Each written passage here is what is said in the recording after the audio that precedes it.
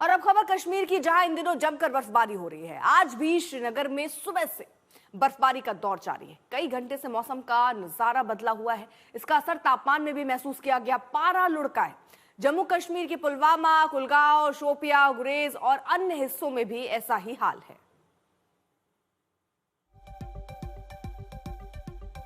2 दिन पहले कश्मीर में हुई भारी बर्फबारी से लोग अभी संभले नहीं थे। सोमवार देर शाम से एक बार फिर पूरे कश्मीर में भीषण बर्फबारी शुरू हो गई है।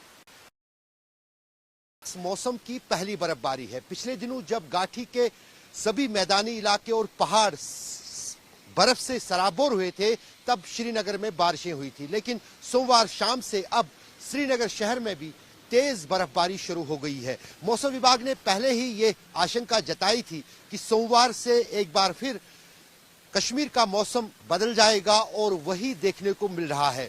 न सिर्फ श्रीनगर शहर में बर्फबारी हो रही है, बल्कि साथ ही साथ कश्मीर के सभी पर्यटन स्थलों के साथ साथ मैदानों और पहाड़ों पर रात भर से ये तेज बर्फबारी हो रही है। तो अब इसका असर क्या होगा? दरअसल पहले ही 3 दिन के बाद कल जम्मू श्रीनगर राष्ट्रीय राजमार्ग यातायात के लिए खोल दिया गया था। उसे एक बार फिर इस ताजा बर्फबारी के चलते बंद कर दिया गया है। जितने भी सड़कें शहरों और कस्बों में खोल दी गई थी, उनमें से अधिकतर दोबारा रात में जमकर हुई बर्फबारी के बाद दोबारा बंद हो गई है।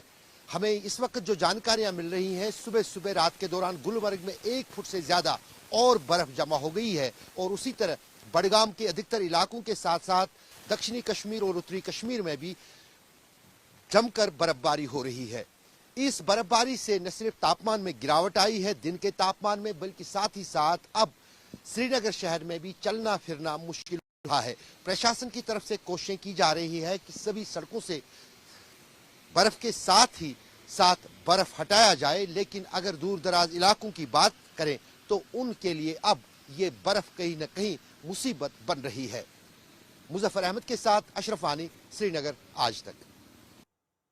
इस बार जम्मू कश्मीर, उत्तराखंड, हिमाचल में दिसंबर और जनवरी का आधा महीना खत्म होने तक बहुत कम बर्फबारी हुई, लेकिन जब जनवरी जाने वाली है तो अब तीनों राज्यों में जमकर बर्फबारी हो रही है, जिसकी वजह से बड़ी संख्या में सैलानी पहाड़ी राज्यों का रुख कर रहे हैं। आलम यह है कि कई हिल स्टेशन हाउसफुल हो चुके हैं।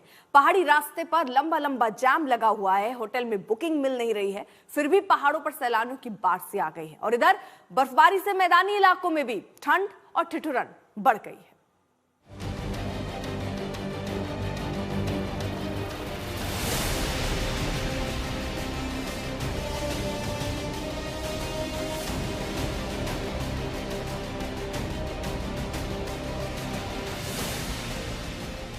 कश्मीर को यूं ही नहीं धरती का स्वर्ग कहा जाता है, खासकर बर्फबारी के बाद जब पहाड़ों और पेड़ों को बर्फ अपने आगोश में ले लेती है तो इसकी खूबसूरती देखते ही बनती है। राजौरी में जबरदस्त बर्फबारी हो रही है। जो सैलानी वहां पहुंच सके वो ये नजारा अपनी आंखों में हमेशा के लिए कैद कर लेना चाहते हैं, लेकिन जो सैलानी रास्ते में फंसे हैं या ट्रैफिक की वजह से गाड़ियों में बैठने को मजबूर हैं, वो काफी मायूस नजर आ रहे हैं। कुछ सैलानी ऐसे भी दिखे जिनकी गाड़ियों ने धोखा दे दिया, जिसके बाद उन्हें धक्का लगाना पड़ा। मैसेज दूंगा कि आओ एंजॉय करो, बट अपने रिस्क पे आओ, थोड़ा सा देख के आना, क्योंकि वेदर भी देख के आना और थोड़ा अपनी गाड़ी का सिस्टम भी देख के आना। अगर इधर फंस गए तो तुम्हारे लिए मुश्किल हो जाएगी। मुश्किल इतनी ज्यादा भी नहीं है, मुश्किल ये है कि अगर गाड़ी फंस गई फिर मुश्किल है। गाड़ी निकल जाए तो अच्छी बात है, आगे पीछे एमिनिटीज बहुत है, होटल वगैरह मिल जाएंगे। यहाँ की जो जनता आगे पीछे गाड़ी फंस जाएगी, वो भी उन्होंने भी हमें रात को काफी हेल्प करी है। गाड़ी 2 बार हमारी फंसी थी तो लोगों ने हमें बहुत हेल्प करी है गाड़ी निकालने के बीच में। तो लोग काफी सपोर्टिव है यहाँ के, ये बहुत अच्छी बात है मेरे को लगी। डोडा में भी 2 दिनों की बर्फबारी के बाद मानो कुदरत खुद जन्नत का श्वेत श्रृंगार करने उतरी हो। पहाड़ों पर बर्फ की मोटी परत जमने के बाद ऐसा लग रहा है मानो रुई के पहाड़ हों। पेड़ पौधों पर बर्फ जमने के बाद यहाँ की खूबसूरती देखते ही बनती है। नदी नाले भी जम गए हैं। झरने से भी अब पानी नहीं बह रहा, क्योंकि वो पूरी तरह फ्रीज हो चुके हैं। कुछ लोगों की गाड़ियों पर बर्फ ने कब्जा कर लिया है।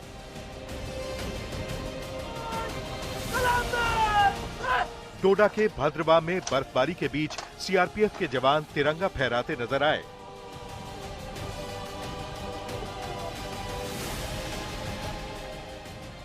जम्मू कश्मीर के भलेसा और आसपास के इलाकों में भी जमकर बर्फबारी होने से यहां सैलानियों के चेहरे खिले दिख रहे हैं।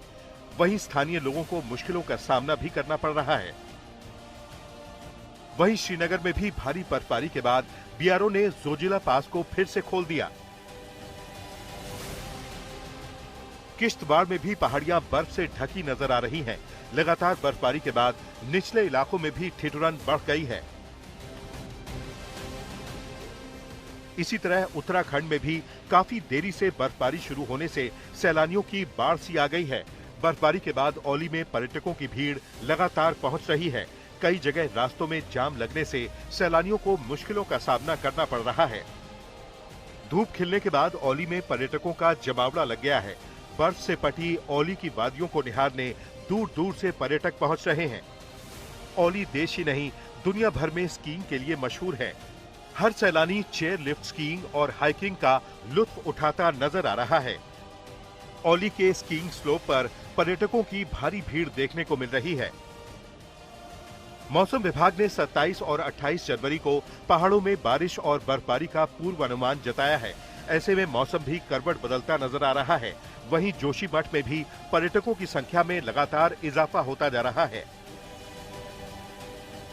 जोशीमठ औली में बर्फबारी के बाद भले ही सबके चेहरे खिल उठे हों, लेकिन अब कड़ाके की ठंड यहाँ पे देखने को मिल रही है। जोशीमठ बाजार में भी लगातार पर्यटकों की आवाजाही देखने को मिल रही है। हालांकि दोपहर में जब गुनगुनी धूप रहती है तो सबको थोड़ी सी राहत मिलती है, कड़ाके की ठंड से राहत मिलती है। लेकिन धूप ढलने के बाद हर कोई आग और अलाव का सहारा ले रहे हैं, होटलों में कैद हो रहे हैं, क्योंकि ठंड एकाएक बढ़ चुकी है। क्योंकि बर्फबारी के बाद अचानक से पूरे पहाड़ बर्फ की आगोश में आ गए हैं। चाहे जोशीमठ हो, निचली जगहों पे भी बर्फबारी हुई है, उसने एक बार कहीं ना कहीं ठंड बढ़ा दी है, जिससे जोशीमठ सहित तमाम जगहों पे लोग अलाव सेकते हुए या फिर पर्यटक जो हैं वो अपने होटलों में कैद हो रहे हैं।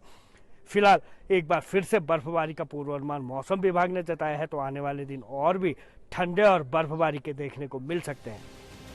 उत्तराखंड के चकराता में भी भारी बर्फबारी के चलते कई दिनों से लोखंडी में फंसे डॉक्टरों समेत यूपी उत्तराखंड के कई पर्यटक सोशल मीडिया के जरिए मदद की गुहार लगाते नजर आए। हम लोग यहाँ पे 22 जनवरी को आए थे। 23 जनवरी को यहाँ बहुत हैवी स्नोफॉल हुआ और 24 जनवरी से हमें कहा गया कि आज स्नो कटर आएगा, जेसीबी आएगी और रास्ते क्लियर हो जाएंगे। 24 को कुछ नहीं हुआ।